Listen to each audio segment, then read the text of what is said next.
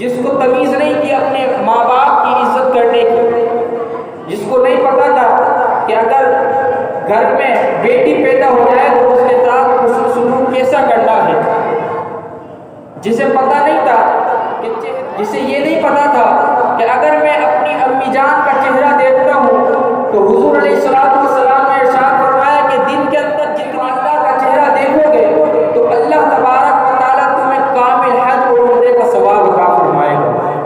ایک صحابی نے عرض کی یا رسول اللہ صلی اللہ تعالی علیہ وسلم، اگر دن میں 1,00,000 بار میں اپنے امی کا چہرہ دیکھوں تو کیا ثواب ملے گا؟ ارشاد فرمایا جتنی بار دیکھو گے اتنی بار ثواب ملے گا۔